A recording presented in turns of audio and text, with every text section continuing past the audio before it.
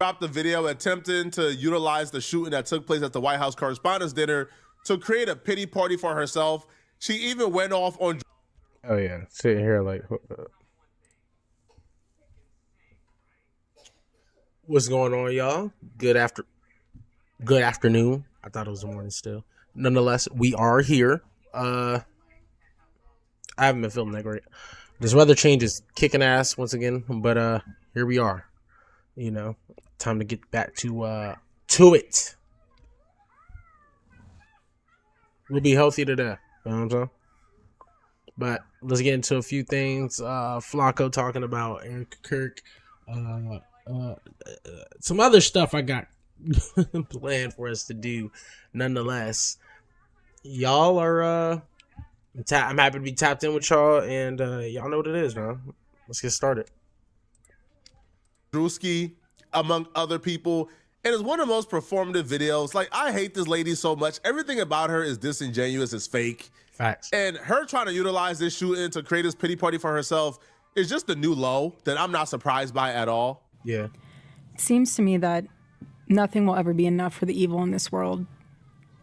Our country has become unrecognizable.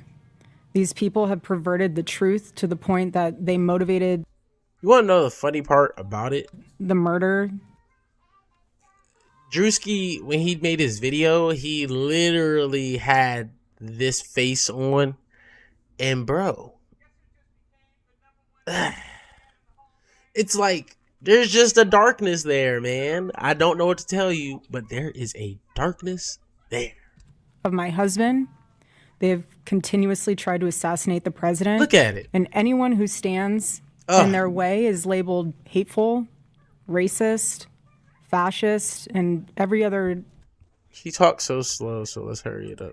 You know what? I will say, I feel like a lot of these people be watching Dr. Umar because, let me tell you something. Why do all of y'all talk? Y'all kind of talk just like him. Just repeating yourselves, talking very. Of course, they're trying to be clear.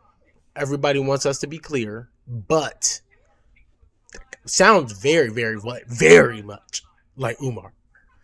You know what I'm saying? Trigger word that is grossly dishonest. We want the best for our country. They don't.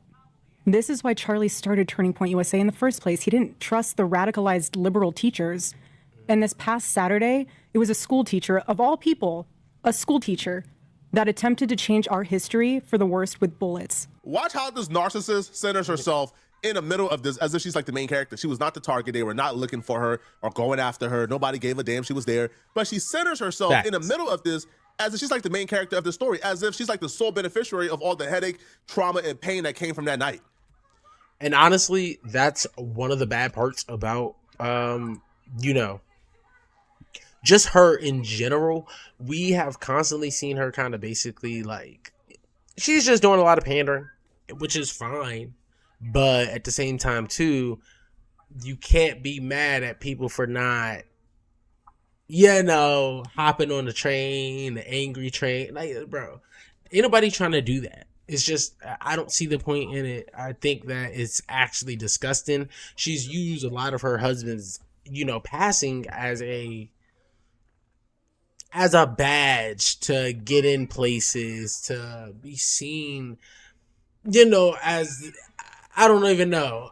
Nonetheless, they wanted him to be a martyr, but the thing about it is, like, it's just, it was so much surrounding it, and it's just, I don't really find it cool that we keep having to go through this with you because I don't even know, because you're trying to use his passing to, galvanize supporters of everything to basically, I feel like, do what basically was done during January 6th. I feel like there's a lot of people in her stead who wish they had the power of what, the president was able to pull off then, because nonetheless, like, well, let's not forget, it did happen. She's not, right? But she does this by saying the very same evildoers who are trying to take over the country, those are the very same people who have been attacking me from my side, bruh. Like this nonsense of like Right. it's only people on the left who are committing these tragedies, and these are the people. Bruh, they have repeated that rhetoric so much that is now falling on deaf ears. Like nobody is taking that. Even like Facts. the most MAGA right winger, like hears that and think it's stupid. Like that's dumb. Yeah. Like obviously it's dumb, right? Like we could name you 20 people on the right who has committed tragedies. I could name you 20 people on the left. Bad people and lunatics are bad people and lunatics, bro. It doesn't matter what their political alliance are. But Erica Kirk centers herself. These bad people who are responsible for this tragedy are the same bad people that's been attacking me for my eye, man. And the attack she would name is like, oh, like they making fun of me. They wearing white face. Like, all right, bro. Like, yo, she's such a drama queen, man. Very much. And everyone is asking why I even went to the White House Correspondents' Dinner. And it was because many of the journalists in that room have attempted to dehumanize me. And I wanted to meet some of them face to face, quite frankly. Why have a conversation about me when you The pick me issue. Like, shut up. Like, all of you guys talk about each other.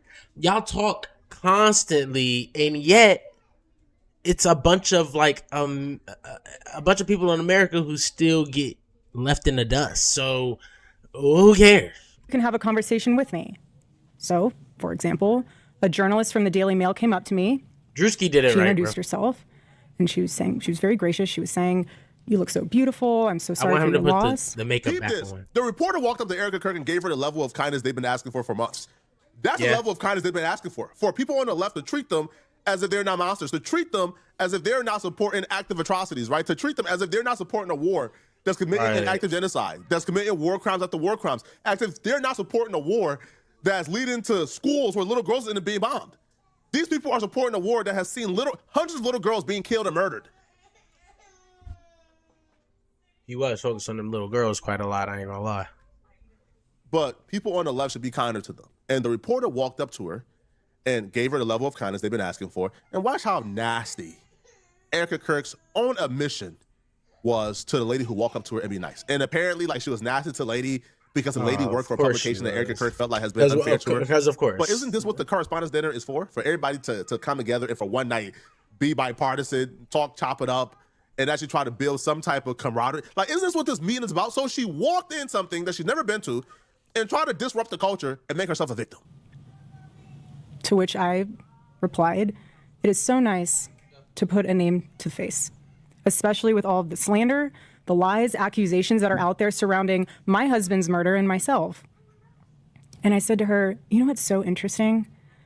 This is my first time at the White House Correspondents' Dinner, and I find it so fascinating, the dynamic that is going on right now, because everyone is all dressed up, and you guys are co-mingling in and out of each other's cocktail parties. And so for one night, you are able to put aside all of your differences for the sake of freedom of speech. And then by Monday morning, things will go back to being an absolute bloodbath between all of you." To which she replied, literally, she said, "I know. Isn't it special, right?" Honestly, I feel like this is weird because describe what's just leave it on the table, but describe what's supposed to go on more at the Correspondents' Dinner. Like everybody's you're supposed to be able to put aside certain differences to be able to cultivate some type of conversation between the two sides. I mean, and that's the thing. It's not like there's just those two sides. There's other people who who take other, who support other forms of government and have even tried to get it in. You know what I'm saying? And as they are in there, they have to put aside some of their personal stuff too, or any ways that they campaign about or they're feeling, to be able to conversate with, whatever other side. So it's just like, I don't get the point that she was trying to make, where she's trying to, I don't know, like, you know what I'm saying? She's trying to highlight, like, oh, you guys do this. And the reporter said, that's great. Yeah, it's supposed to be great. Like, that's the power of coming together. Like, that's supposed to be the whole American thing. Being able to agree to disagree, or just being able to come together, and get to the main goal. I remember it was a book I read when I was in school called I think it was The Grapes of Wrath. And somewhere towards the end of the story, of course, this was during the time of segregation, but towards the end of the story, the crops from the white and the black communities, their whole shit was on fire. And I forgot how it happened. I think one of the kids, somebody did cause that fire, but nonetheless, one of the good moments about that whole story was that they were able to come together to help, extinguish said fire. They didn't let certain things hold them apart where they weren't able to see the bigger picture, and that's the issue that I'm having with her, Isn't tonight so special? And following that conversation, it was time to take our seats, and we went into the big ballroom where the dinner was. And one of the first things I noticed when I walked into that room was quite literally the proximity of the opposing outlets to one another. And then shortly thereafter, gunshots rang out and total chaos ensued. And you guys have all seen what happened next because there are 1,000 videos of it. Part of the reason why we even have videos like this where it's all documented and we can see exactly what happened is because the brave journalists, while they were literally barricaded and couldn't really move anywhere because they don't know what's going on and where it's coming from, and people are screaming, "Get down, get down, get down." So they're literally stuck, pulled out their phone and began to record. As the president is being escorted out, gunmen is yelling, "Get down, get down, get down" to people in the like so they couldn't go anywhere. And they're recording. But watch Erica Kirk for some reason try to make it seem like it's only people on the left who was recorded. And somehow what they were doing was selfish and it was wrong and it was this is a crazy situation to look at. Bad, while at the very same time like reporting on this and reporting on the video that's public because of these people. So let's discuss that fact for a second. If you were in that room, you had no way of knowing what the status of the shooter was, how many there were, or honestly really anything. It was just utter chaos. And so during an active shooting, these journalists are using their phones to find moments to capture for clips. Explain journalism, dummy. Like what? That there are literally journalists who go into active war zones. Think of Ukraine. You know what I'm saying? There are people who go in to report this news so we know what's going on. That's journalism. Like, what? They were so concerned about getting a video in a room with an active shooter that they could have accidentally and quite literally filmed themselves being shot.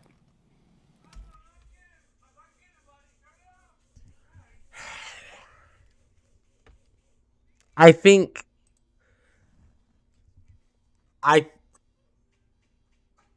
is she rage baiting? Is that what she's doing? Because what? That's, how we expect cops to go and handle cop shit or whatever the case may be, or how the whatever SWAT whomever went to go handle the shooter. That's the same expectation we have when journalists who have some integrity and are, actual journalists and not just people who will say whatever, Lindsey Graham, that's what we expect. We expect them to get in the way of tough situations and be able to report this news. Now, I'm not going to say I personally expect that, because me personally, if they shoot or some shit, I don't know about that. I got to see how I'm feeling. It's got to be something I feel like I got to, you know what I'm saying? I got to personally say, I got to feel like if it's my job, I'm going to do my job. You know what I'm saying? I do, even the job I do right now at night, you know what I'm saying? Sometimes it gets a little dangerous. But nonetheless, that doesn't deter me from doing my job. When I'm there, I am an extension of whatever it is I'm in service to, that being the job. I don't get to decide because I'm a little bit unhappy about whatever the case it may be that, all right, I'm going to do my job this much versus just doing my job, period, which is a lot of you guys' issue. You choose when to fully be in your job and when to have these issues and hold these personal whatever with the job. That's dumb. That's very, it's not honorable. and it takes away from the integrity and the sanctity of whatever job that you're doing. You could be a politician, you could be a doctor. Once you're choosing to bend the rules to get around of doing the basics in the job, then yeah, you didn't fail. You lost the plot. You know, that's all that is. Let's continue. Many of those people have become so desensitized that fight or flight became secondary to the opportunity of putting themselves into the story. Just want to say, if somebody's telling you to get down, I don't think that's fight or flight. Like, you're not supposed to cause an issue whilst running from that. You know what I'm saying? Like, if everybody's acting stupid while trying to escape a dangerous situation, then you're only going to cause a bigger issue. The commotion, the crowding, there has to be, you know what I'm saying? It sounds like everybody else was moving with a pretty clear head. Which ironically breaks the number one rule of journalism. And again, ironically enough, the shooter was a teacher. You have these people who are supposed to be teaching our children the future of this country, and he's so unhinged that he is able to teach children by day and then attempt to murder the president of the United States by night. Batman? And in his manifesto, he starts by contextualizing himself by saying, I am a citizen of the United States of America. And while we may have big problems with illegal immigration in this country, I have to tell you, we have an even bigger problem when it comes to the systemic indoctrination and radicalization of our own citizens. This is what got my husband killed. This is what has led to 3 legitimate attempts on President Trump's life. It would be so easy to simply say, hey, man, we got a problem with radicalization in this country from all sides. Right. Like, wasn't there like a literal kid, like the Buffalo shooter, who went into like a mall or like a grocery store and targeted black folks and shot and killed a lot of black people? And he said he did this because he wanted to start a race war, and that was like a right-wing freak. Yo, like, can you imagine? Yeah, that did happen. This the problem with the right. Nah, bro. Yo, people are radical. People are bad. Bad people exist everywhere. And I don't think there's anybody on planet Earth who's looking at like what this dude did and says, yeah, this is a good person. Nobody on Earth. No, there's not a soul who sees what this guy did and think, oh, man, this dude, oh, man, he's a martyr. No, nobody thinks that. Right. This is make-believe. But this is, again, Erica Kirk is able to get $100+ million a year from donors and from AIPAC and from Israeli billionaires because they're very successful in pushing fear-mongering like this, right? She's able to get hundreds of millions of dollars in donations because people can, oh my God, if Turning Point don't exist, the evil left is, bro, these people are crooks. They're con artists, man. They're fear-mongering their way to $1 billion. Yeah. It's really that simple, bro. Now, the nonsense that really made me pissed, bro, when she gets to talking about dehumanization. And the only thing I can think of is what? The only thing I can think of is, can you imagine if Erica Kirk, blonde hair, blue eye, super rich, opulent family, white woman feels oppressed and dehumanized in Trump America? Imagine what black and brown people feel. Imagine what a Hispanic person feels like in Trump America after the Supreme Court ruled they could be racially profiled. The little Supreme Court ruled that ICE and other federal officers can racially profile people who are black and brown. That was a literal ruling. Yeah. So if you feel dehumanized, imagine what these people feel. But you support those policies. Like, you support like black and brown people being like racially profiled. She does. You support this. Like, you support people being taken from off the streets and thrown in the back of a paddy wagon because they look as if they are illegal or because they speak a different language. You support these policies. You support this. And you know the worst part about it is there's not like, they don't ever have like a actual like thought where what they said makes sense in the grand scheme. Like, I'm not going to say we never agree, because certain things I could agree about from a lot of different situations, because I can look at, I won't play both sides, but I can look at both sides and like make rationalized decisions. So it's not far-fetched that I could try to not reason with, like, I don't negotiate with terrorists, remember that, but that I could reason certain things and be like, you know what, that's not all wrong. You know what I'm saying? The issue that we seem to be having here, and that's always going to happen, is you do have like everyone who was with, you know, the whole turning point. That's not anything like they're not trying to help America as a whole.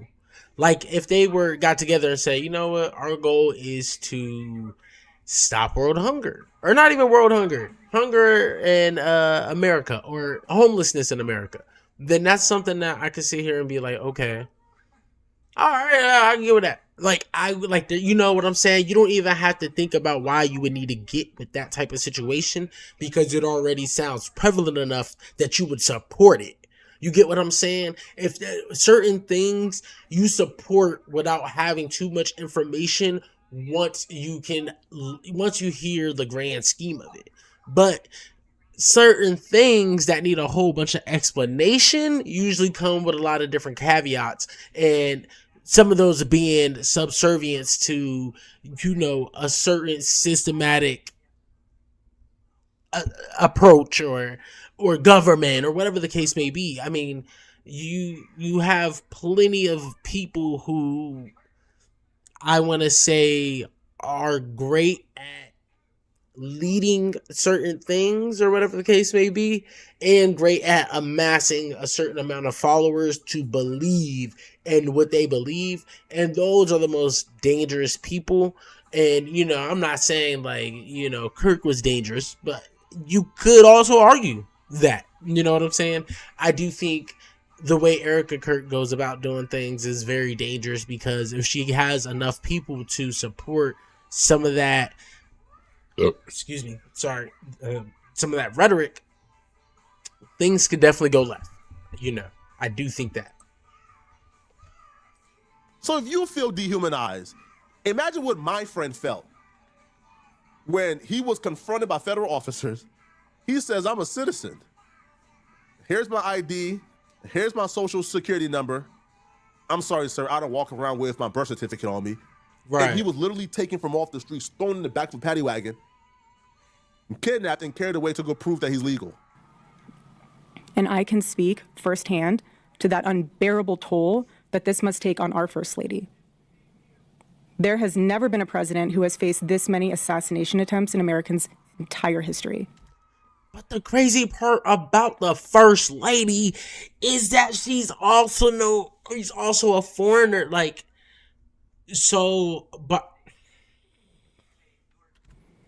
And after each one, the reaction from the far left has been, at best, a shrug, and in some cases, a sick disappointment that the shooter was unsuccessful.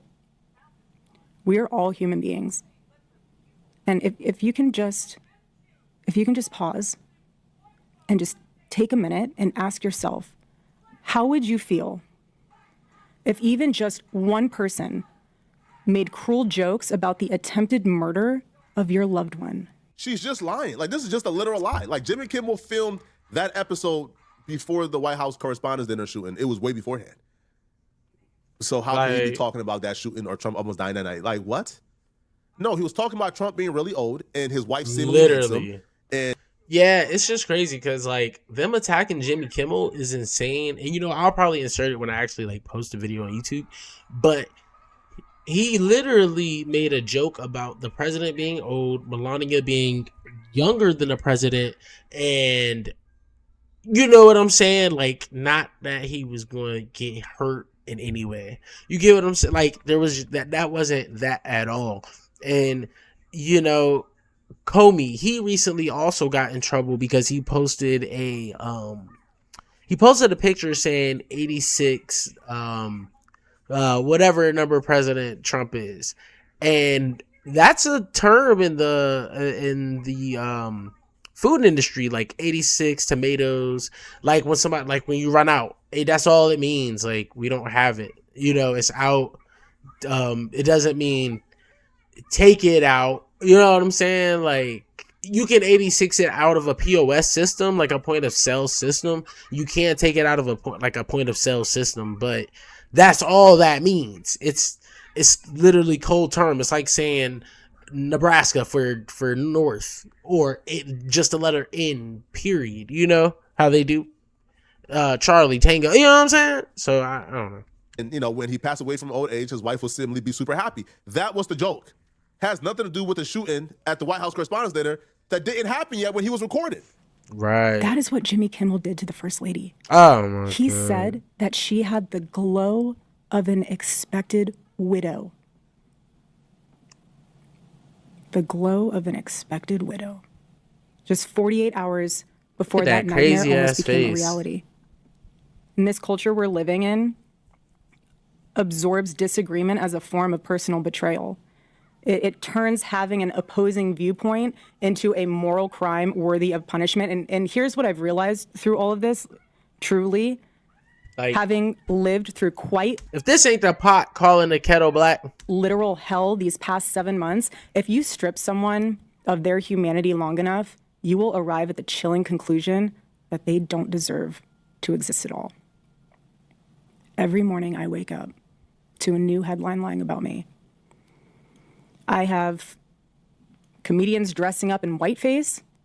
I oh have my God. people saying I'm not fit to be CEO, and I have Candace Owens claiming I murdered my husband. And the list goes on and on and on. The order of operation here is center yourself with the tragedy. Lie, lie, lie, center yourself with the tragedy. Lie, lie, lie, center yourself. All right, Yeah. If you're claiming that Drewski did a skit about you or in whiteface, he never said that it was about you. Now, I'm not going to be dense here. Like, of course the Drewski skit was about her, right? But Right. even them labeling the whiteface, we know why they label it whiteface, bruh. Whiteface, yo, is whiteface even a thing? Like, I'm not gonna act like it can't be a thing, but now I will say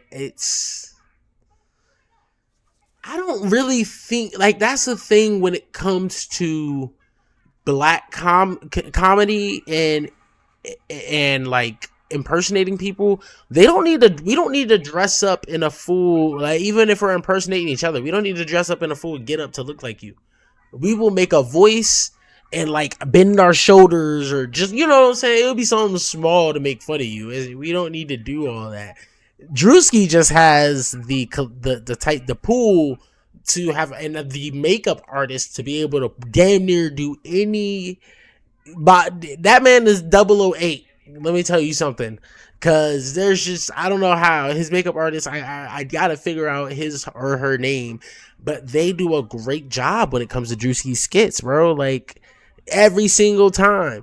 And like he said, let's not be dense. The skit was about Erica Kirk, but as you see, as I said in the beginning, she's literally doing the face that he was copying or whatever the case may be. Like, it's not like that's like when they're doing stuff you do, it's no longer, it's less making fun of you and more of a parody of you. You know what I'm saying? That's all it is. Like, is there like a historical mockery of white folks with white? Like I don't understand. Is like, has white folks been historically disparaged through white paint? No, that's not been a thing. Like whiteface, the term whiteface was created by modern day right wingers. Like the term whiteface was never a thing. It never existed. But again, back to trying to be the victim, man. Y'all let me know in the comment section what y'all feel about this, bro. And this nonsense of, Erica Kirk is a widow. Nah, bro. Nah, bro. Erica Kirk is that smack a power player in politics right now, and she must be treated as such. Yep. And I agree to that. I desperately agree to that. You know what I'm saying? Like, she needs help. She needs help.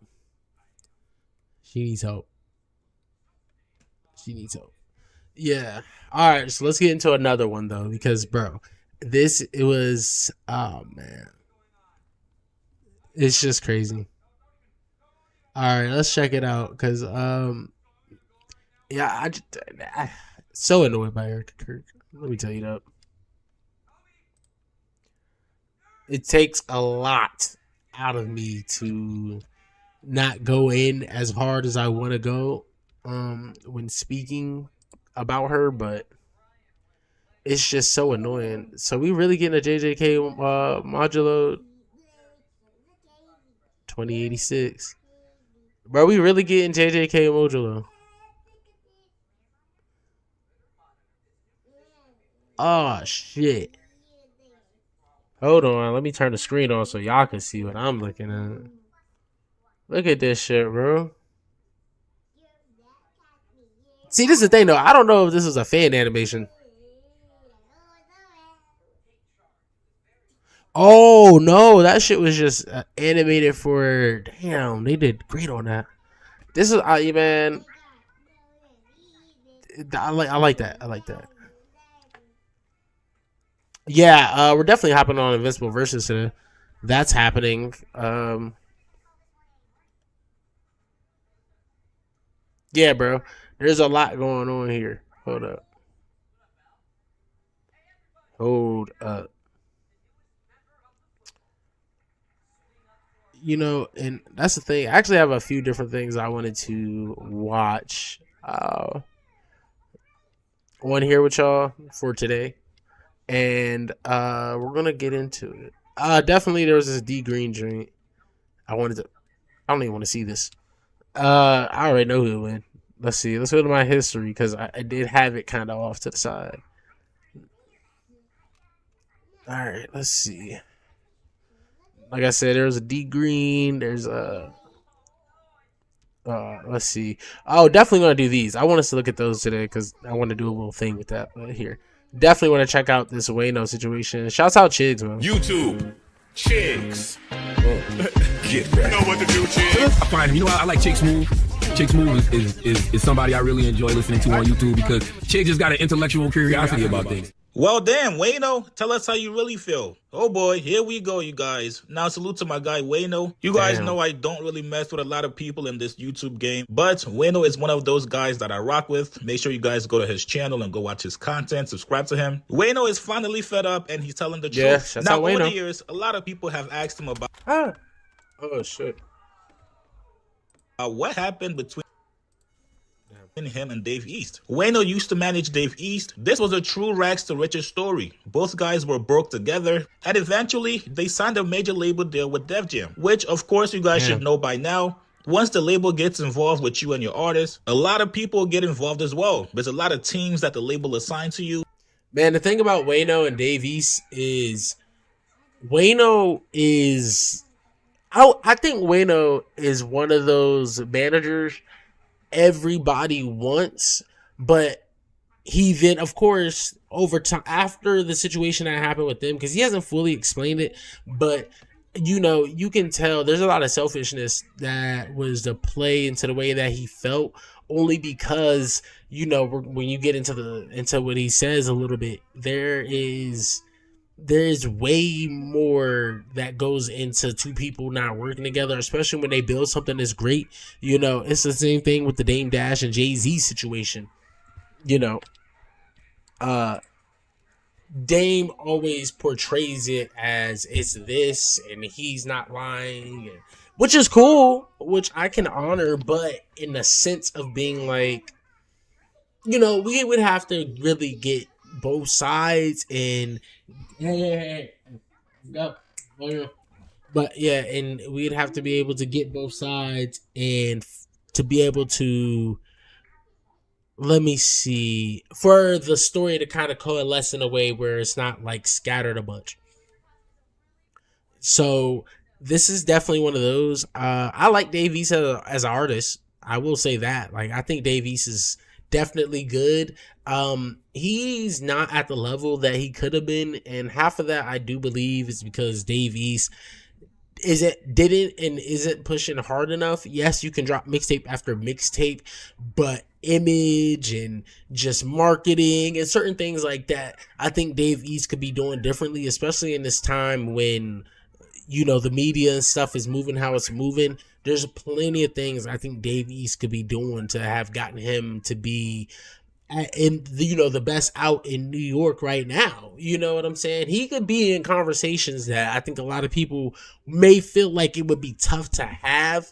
But if Dave East did XYZ and he moved more mogul conglomerate, like, instead of I'm still in the hood, still with my niggas, like, I think Dave East could have went far.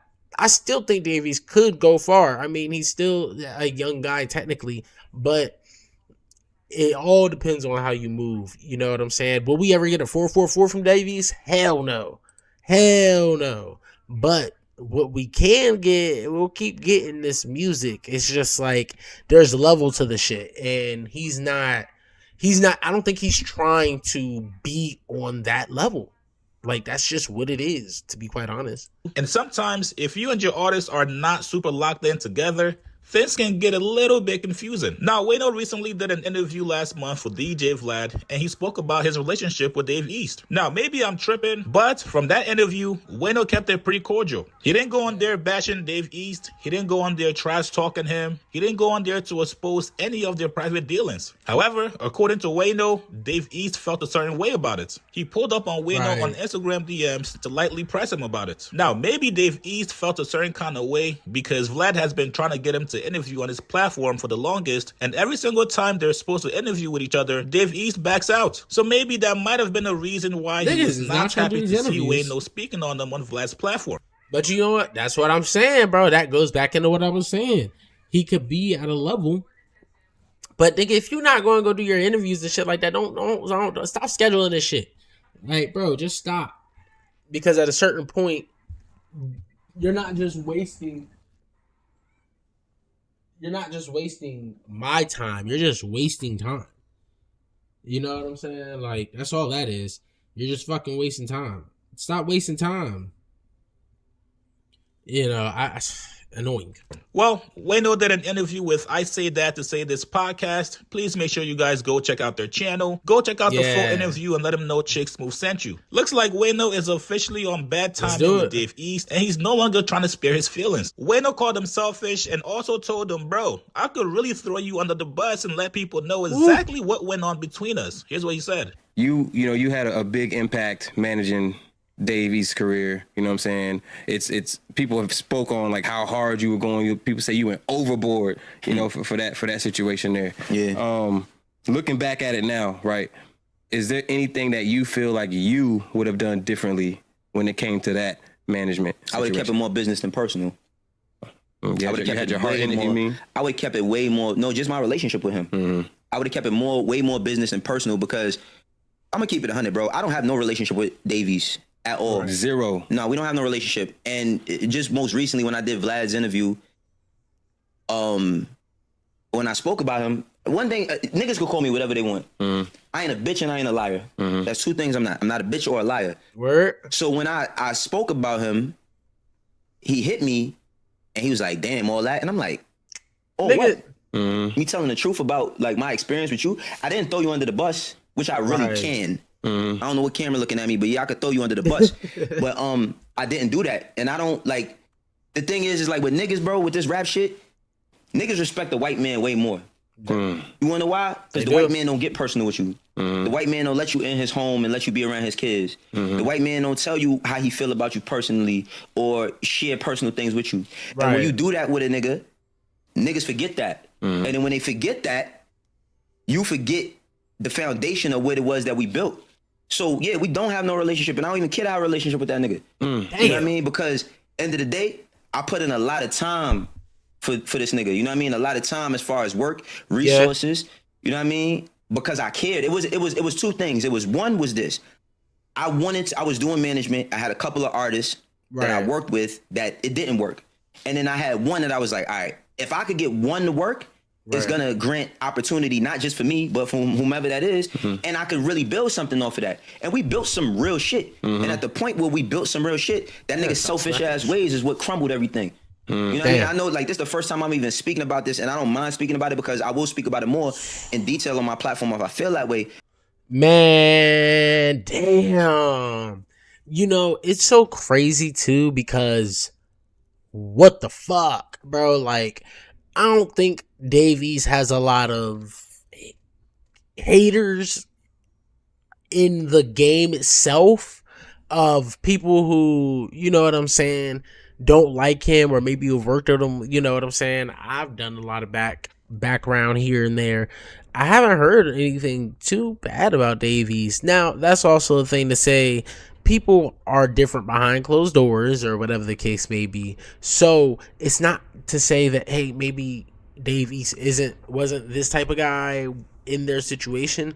But hey, nigga, you can't be mad at Wayno for speaking on the situation, and especially when he's been so, I guess, cordial about things for a long time. So I ain't mad at him about it. Shit, not at all. Like, you can't be too mad at Wayno.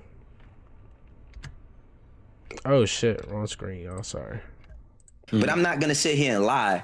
Every time a nigga name come up and they say, "Oh, what happened?" "Oh no, we just had our differences and we walked away." Nigga, if you know me and my wife was together for mad long and you couldn't see we was inseparable at one time, and then one day we not together no more, and I say, "Yo," you say, "What happened?" I say, "We grew apart." You're gonna accept that at the moment, but you're gonna say, "Nah, it's not just that." You know what I mean? Like that ain't just what happened. And the thing with, with me and him was there was good times. There was very, very good times, but I can't talk about the good times without talking about the bad times because they're a product of one another. Right. You know what I'm saying? Like, I'm not gonna say, "Oh no, he never fired." Yeah, that nigga fired me. You know what I mean? Like, I'm not gonna sit here and sugarcoat it to make his image look better. Who the fuck is this nigga? You know what I'm saying? Like, I'm cool on all these rap niggas, bro, for real. The ones I got respect for know it, and the ones that don't, it is what it is. Damn, yeah, that's situations like that put a bad taste in your mouth for rappers, period. Not necessarily. A lot of them have common traits. I think creatives, at one point or another, especially when they don't understand businesses, this is not about dude. I'm just saying, period. Right. Creatives have a problem with people monetizing their work. So if it's cool when a nigga give you a check, but then when a nigga say, "Yeah, I gave you a check, I want some back." Right. What you, nigga? I'm the one that made. You know what I mean? Like I made this. And I wish, yo, bro, as an independent media personality, I really wish that, not wish necessarily, but you know how great it would be to have a person come to me and say, "Oh, Wayno, I got a lot of resources, I got a lot of relationships. What you're doing is cool, but I can help you get to another level, and I'm gonna give you that. And all I want is a piece of what you get." That's more than enough for me because I know what it takes. See, a lot of these niggas, when you're not with them or around them, they don't think that you're doing anything. Right. They don't think that you have any value. And only a person that doesn't see the value in themselves wholeheartedly can't see the value in another person. Bro, what Wayno is saying right there is exactly true. Like, for real. People who aren't able to see the value within themselves can't see value within other people. You know, I find myself to be someone who, I'm not a quid pro quo guy, but if we're going to shorthand how I move a little bit, you know what I'm saying? Because I know what I have to offer, and that could be anything, right? I know what I have to offer. So if I'm friends with somebody or anything like that, like, I'll do whatever for my friends. But let's be real, when that time comes back for you to repay that favor, and I don't mean like money or anything like that, it could be anything. Like, I might need help moving the couch. I need you to go ahead and do that. You know what I'm saying? I don't want to hear too much to make it happen. Make it fucking happen. Because, you know, that's the thing. When you get a little bit older, when you're a teenager, doing stuff for your friends and stuff like all that valor and shit, all of that's honorable and whatnot. But you start to realize as you're older, I mean, just look at this. Gas is like $4 right now. So me going out and doing something for anyone that would require me to fucking drive, I need something back. I either need some gas money now, or I need you to look out when time comes to look out. You know what I'm saying? That's just what it is. And I'm not somebody who looks at people like, all right, well, I can get this out of you, so I'll do this. No, I respectfully want the feeling or whatever the hell it was to be reciprocated properly without there having to be too much this jabberjaw bullshit between it. Nobody wants that, bro. I'm a grown ass man trying to do some shit. You over here fucking around, you know, because of whatever. But when you needed me, I showed up.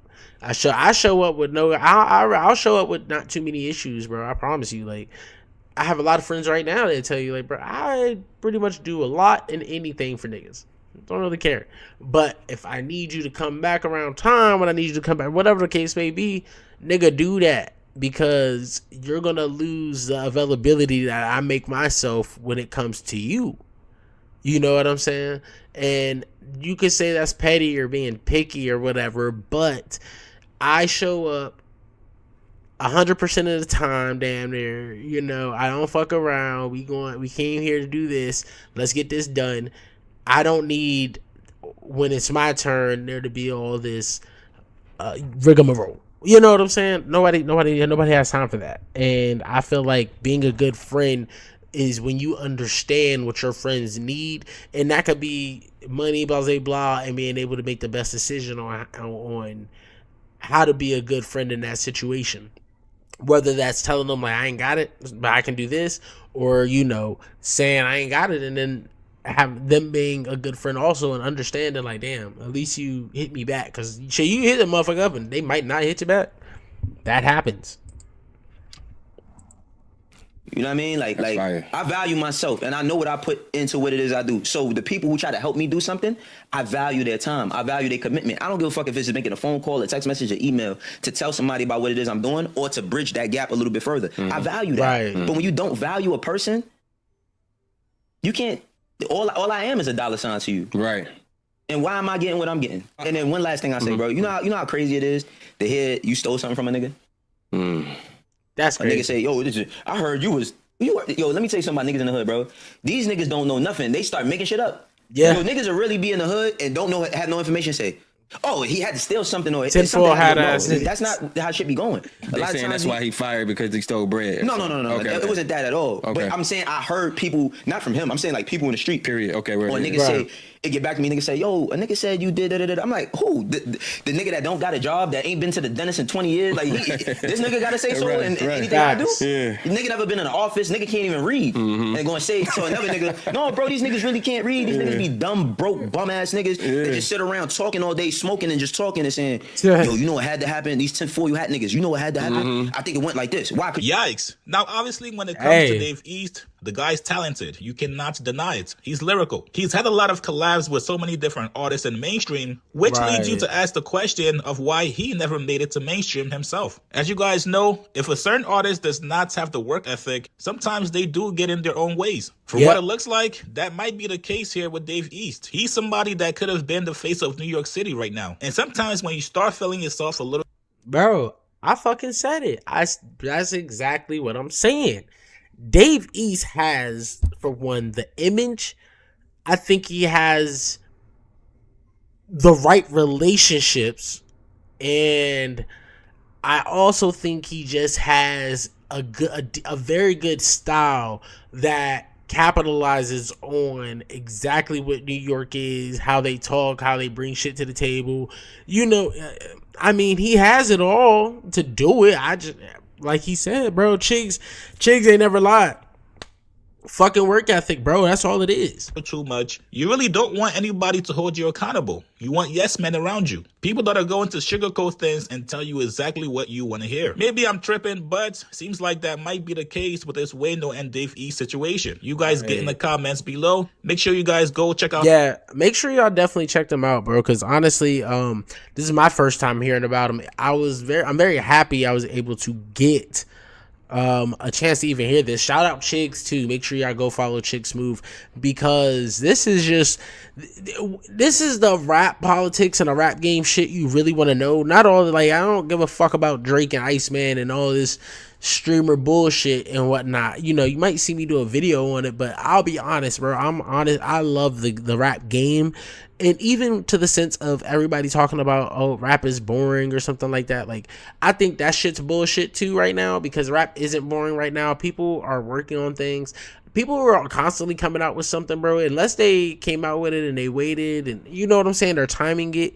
That's one thing. But when you're just dropping shit to drop shit, especially if you're trying to like live within a moment or a time, because sometimes rap lives in time capsules. That's why they have playlists for the 2010s, for the 2009s, 1990s. You know what I'm saying? A lot of rap lives in time capsules. You know what I'm saying? And those time capsules are happening right now, even as we speak.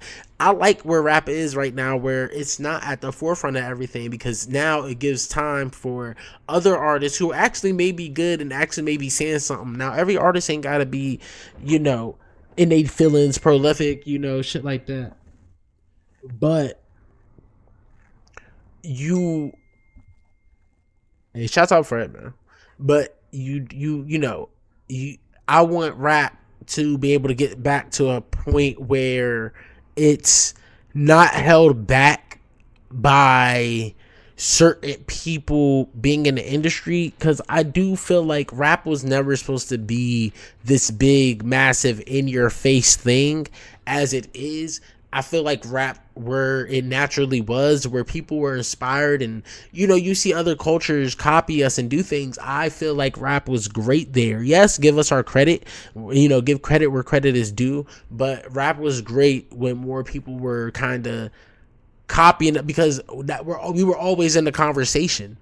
We were in the conversation without having to generate conversation or do anything crazy to create buzz. If rap would have just been a little bit more quieter, how it was before, and people just been whispering and talking about it, and you got back rooms and barbershops just talking about it, and then you got a few streamers and reaction guys speaking on things, that's fine too. But the whole world was speaking on things, doing a lot, even right now.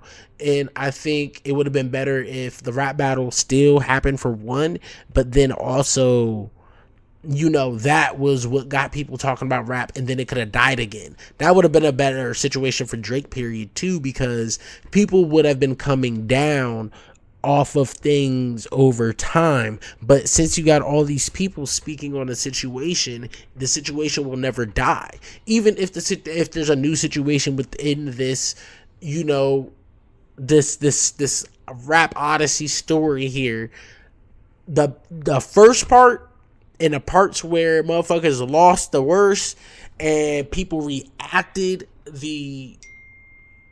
I don't even say the fastest or the quick. Yeah, those parts too. Yeah, that's always going to matter more, because at this point, the end product is not going to justify anything that led up to it. Let me tell you that. So, hey. The full interview. Salute to my guy Fred. Make sure you guys go check out the full interview on his platform, M3S3 TV, or just type in "I say that" to say this podcast. Like this video, subscribe to my channel. I'll see you guys later, man. Man, nah, that was a good video, bro. Honestly, like I said, shout out Chicks Move, bro. Make sure y'all. Oh shit, you can't see him. Yeah, make sure y'all follow the bro. But yeah, bro, that was Let me see. That was just. Oh man, I just think that it's very crazy, everything like that's been going on. Drake is weird. I don't give a fuck what nobody says. All right, but I'm gonna do some Ari Spears later, because I did want to speak on that. Let me see if Invincible Versus is up. Yeah, bro, but that whole shit is crazy. Like I said, I wasn't feeling that great earlier, but we back into the shit.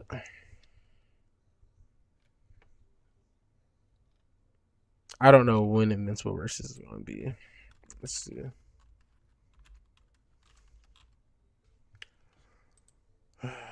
It could be ready.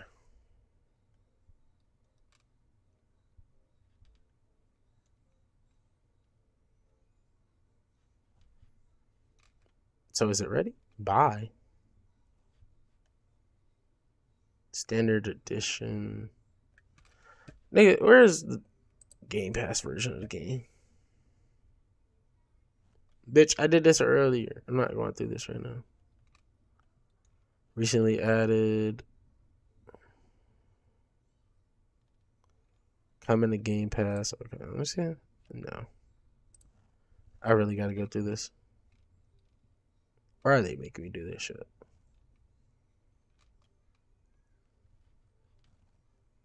Trending now. Let's see.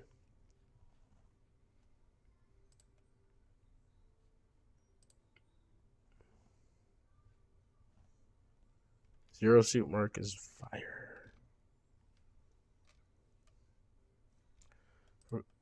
Excuse me. I'm not buying shit.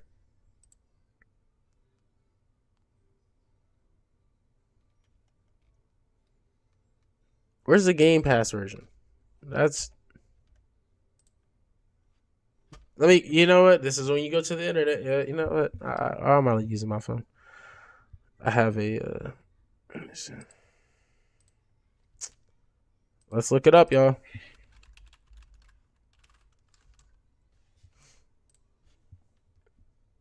Pre-purchase. April 30th, man. Hours ago. Where the fuck? Initial release date. April 30th for. They don't have. It just says today. It's got to be coming out at like 3. Oh, here we go. Let's see.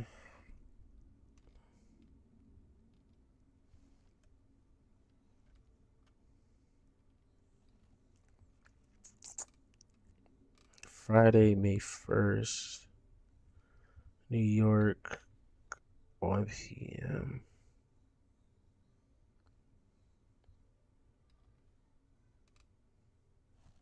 It's 124. It should be out. It should be out.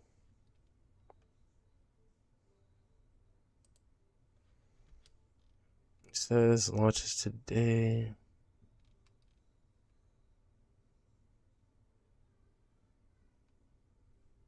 $10 a.m. Pacific time.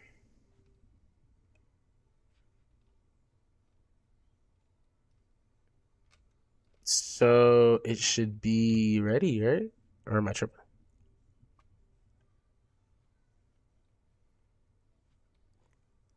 What is 10 a.m. Pacific time? Motherfucker, that's 3 o'clock over here.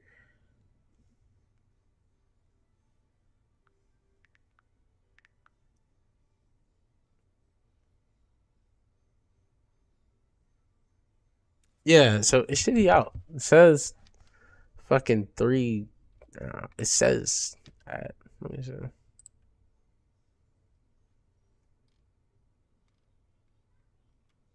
Because I'm like, bro, I'm ready to beat on somebody. Day 1 releases. Here we go.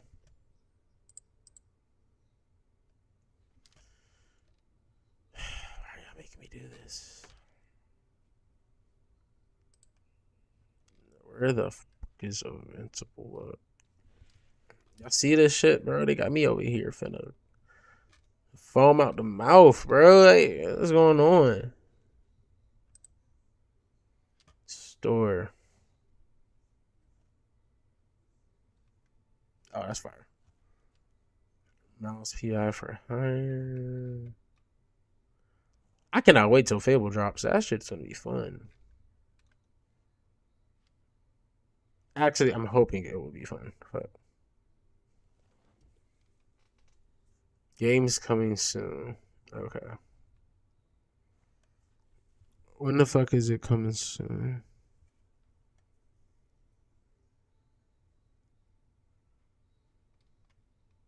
Year 1 is crazy.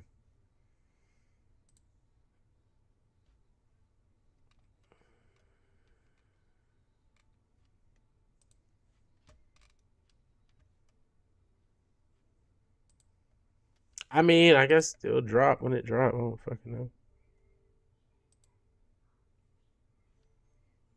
I'm trying to just New Balance that down.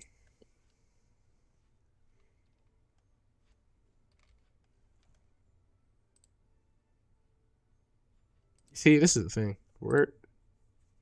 Oh shit! I need to get up. I need to. Let me see something. I swear to God, it's saying 1 p.m. I feel like it's gonna be 3 because. Let me see something.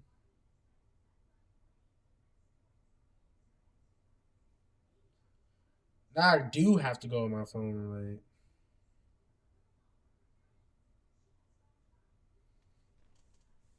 It's April 30th, man. Let's get to it.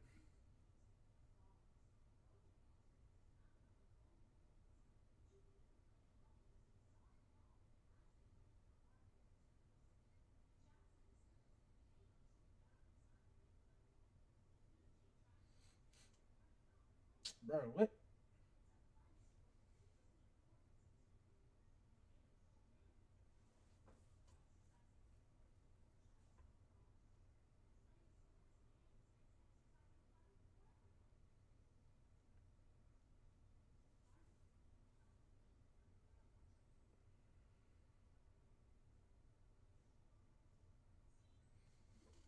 You got me over here looking like I don't even know fucking time. Or nigga, are we Eastern? What the fuck is our time? What's my time? Let me see. Time zone. Let's take a look at this shit, bro. Oh, what the fuck? This ain't even. Hold on, bro. Cause what the fuck? Oh no, it is Eastern time.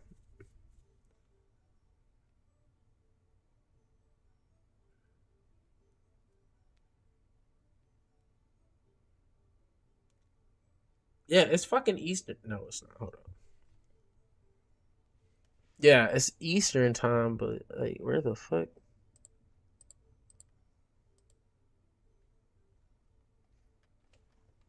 I don't know how many fucks fit around.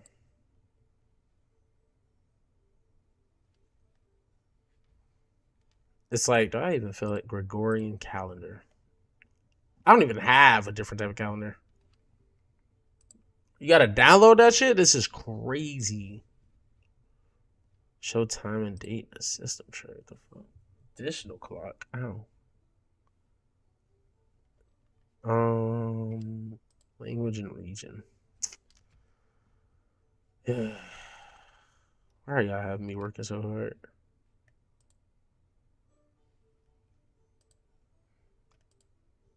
I would be a fool to change that right now, to be quite honest. Region. Let me see. Bro, just give me the goddamn English Canada. That's fucking crazy. Okay. All right, well, I don't fucking know where it is. I don't know where Invincible Versus is. It's supposed to be here. And it's supposed to be played anywhere. So like that's the part that got me confused. But like that's the thing too. I don't have a bunch of people playing it yet. And I already know I'm not the only guy looking to play this shit. Like motherfuckers is waiting desperately to throw a punch. Like I tell you that right now. Like, but you know what? It's going to pop up. That's the only reason I'm not tripping about it, because it's going to pop up.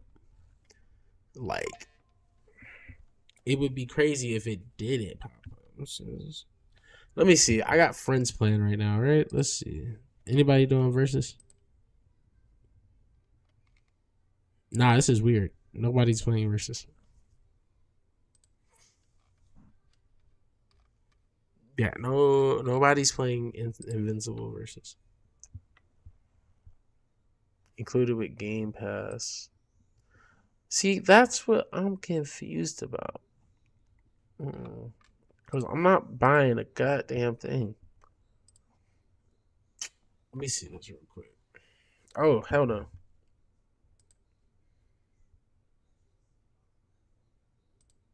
Bitch, because y'all supposed to have it for free. Y'all gonna piss me off. See, it says playable on PC, so you know what? I need to not trip. Complete the tutorial. But it's like that's the thing. Sometimes games be live on the Xbox, and then like the shit will not like be good to go. It's weird. Okay, I got my little checks there. All right, let me see. All right, let me look one more time. It's like sometimes you got, you know what I'm saying? Yeah, mess with the system. Neon Ichiban. Bro, this goddamn Batman been going crazy. They gonna let you read that for free? For free, yeah. We might have to do that. I think that this Batman now is like, bro. Absolute Batman. Nobody wants to say it, but maybe that should have always been our Batman. Just saying. Because Absolute Batman don't play no shit. That boy do not play. But he's also like, I don't know, bro. It's crazy because like I don't want to say main line Batman is stronger than him because he don't look stronger than him, but still, excuse me. But still, bro, like it's just crazy because I'm just gonna go ahead and wait. I will be install size. What is this? Jump to top. Can I? It's not letting me go to the version there because there's like a version you can. This one right here, this version. They are not letting me go to that version. It says I'm on the version, but still. This edition. It says new release though. Like that's why I'm sitting here like, nigga, what? Alright, hold on, let me see something. Wizard 101. What is he doing? What?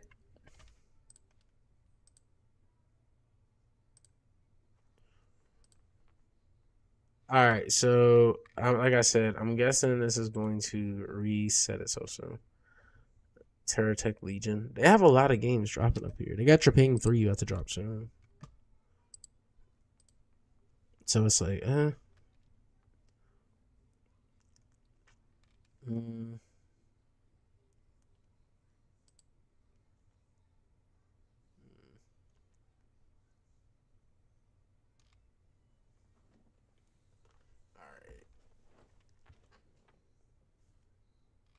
Okay. Well, like I said, we are going to wait on this because I definitely want to hop on there. Like, no Diddy.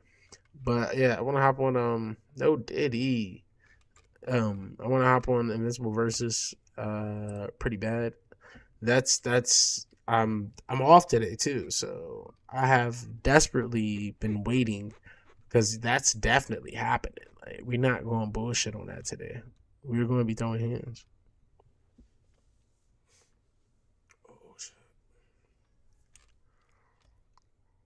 Well, I'm getting old as fuck. Alright, let's see.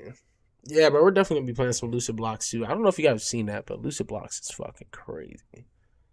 That game is literally it looks insane. Like they did their thing with that game. 400 plus games, bro. 400 plus. Which is why I'm also sitting here like, man, I don't even need to trip because it's like I'm gonna get this game is gonna drop. Like I'm gonna know about it. You know what I'm saying? Like I got the best shit. So it's hard to not sit here and at least be like, what the fuck? You know what I'm saying? But nonetheless, it's gonna be ready soon. Now I'm not gonna lie, we are definitely gonna be playing some Far Far West because that game is pretty fucking fun. I got Myco Punk too, so we're gonna be playing some of that. Big fan of Myco Punk.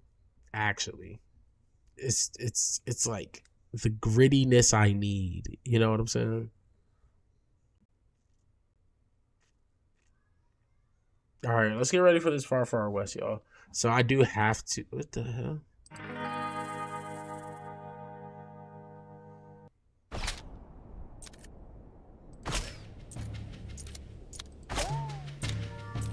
Why is it locked by display mode?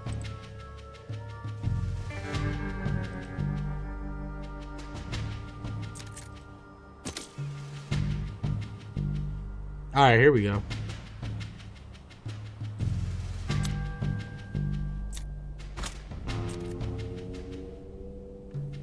Oh wait, hold on. Let me see.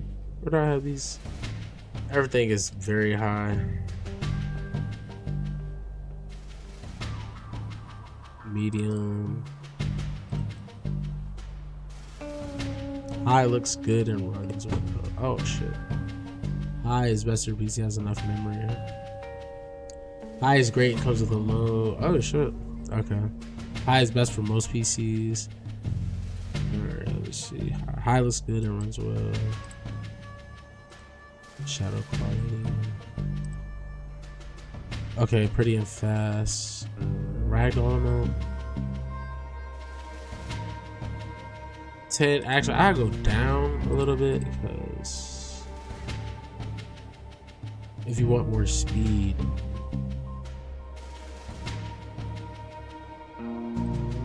Turn that off. Adds frames between your original frames.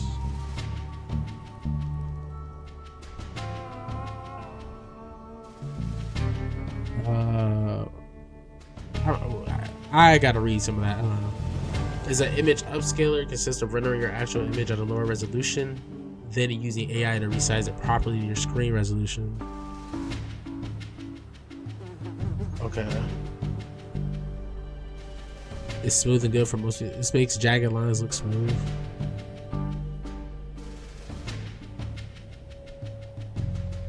You know what? I'm okay with that. More Western with camera dirt on. Motion blur, yes. Okay, I can get with this. Render quality. This setting will greatly affect your performance. The lower it is, the better performance you get. Oh, right. Let me actually. For max performance, but anti-analyze at the TSR.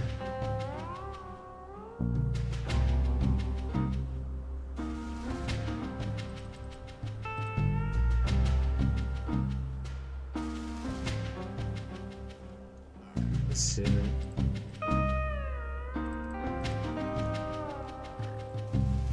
I'm glad this is at least explaining what the fuck I gotta do. Match your screen speed so they don't look torn. No, I don't want that.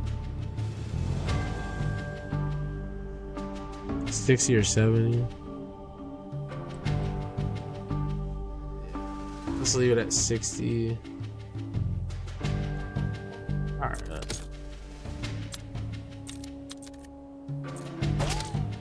Let me change the audio. Digital, no. There we go. Microphone mode. Push to talk. Always on.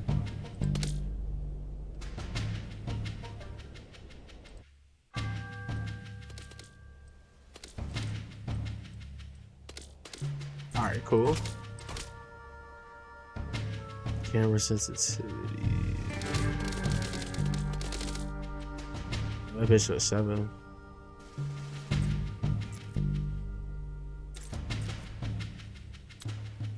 Okay.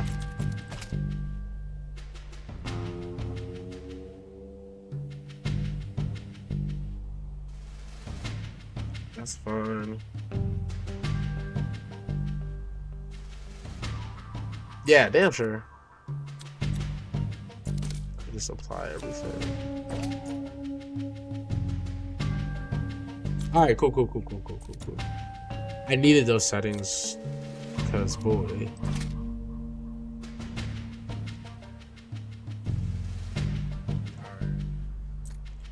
We are gonna restart this because I got this hour in, but I have